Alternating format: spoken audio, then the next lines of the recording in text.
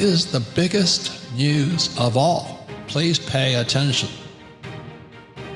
Signals of change so big in the global economy.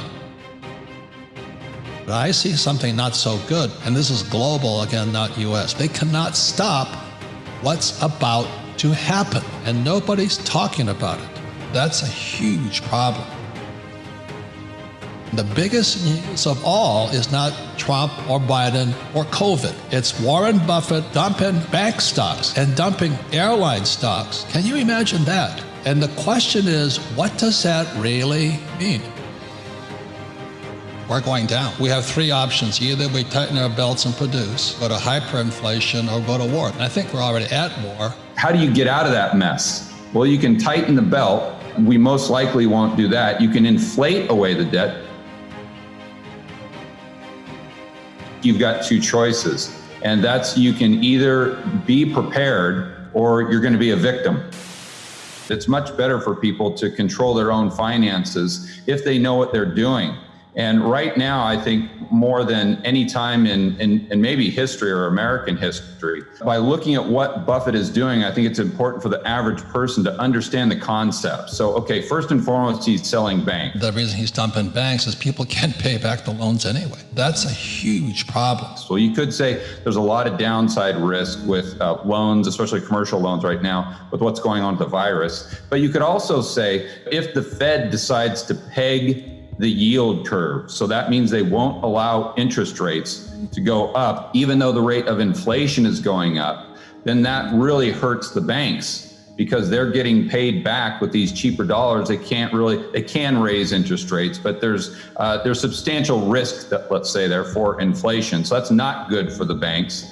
And then you say, okay, well, what's cheap right now? Buffett always likes to buy what's cheap. And if you look at commodities going back 120 years to 1900, and commodities relative to financial assets, more specifically the stock market, are at 120-year lows. So if you're a value investor and you're buying a hard asset that's a hedge against that inflation, that currently right now, especially relative to M2 money supply, which we can get into later, is extremely cheap. Well, I think he's dumping airline stocks because they're going to have a lot of pressure. When I flew, the flight was maybe a quarter full. And if you're an airline, as you guys know, the margins are incredibly thin.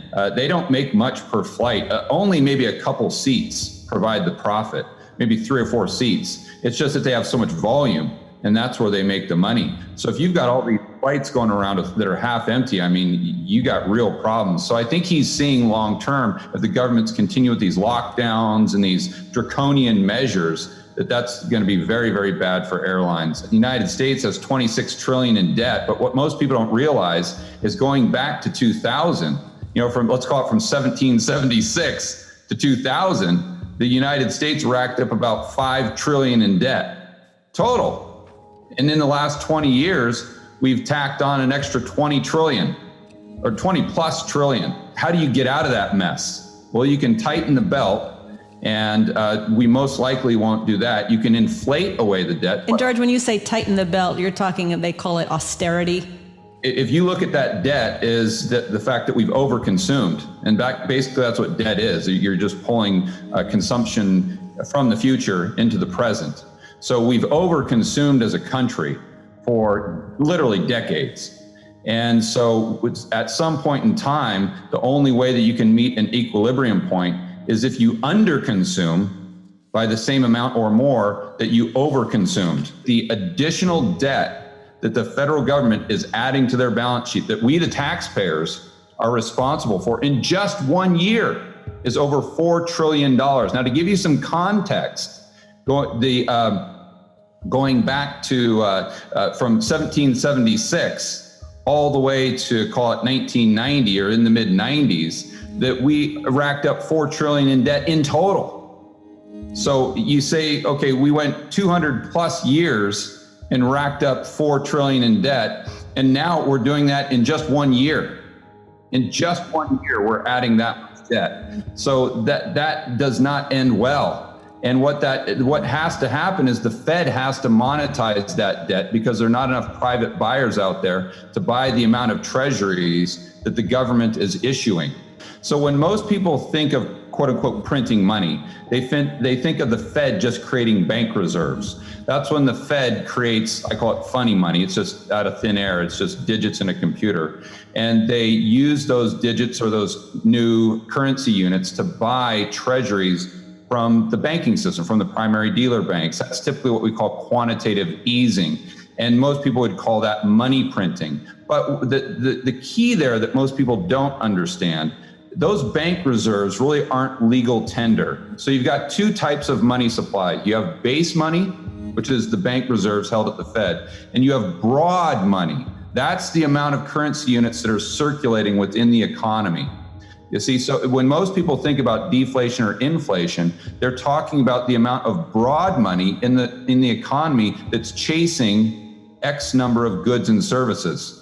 You see, but that doesn't necessarily, there's not a causal effect necessarily with the amount of base money and broad money. What has to happen is the commercial banking system is the transfer mechanism. And what I mean by that is the Fed could create, let's say, $1 quadrillion in bank reserves, and it might not create price inflation in the real economy. Most likely create financial asset inflation, but not your grocery bill might not go up. But what happens is the commercial banking system, that increases the capacity they have to create more loans in the future. And if they create more loans, then that increases what they call M2 or broad money. And that could create consumer price inflation, because then you have more currency units that are chasing the same amount of goods and services, if not a lower amount. So for the average viewer, the person that's watching this or listening to this right now,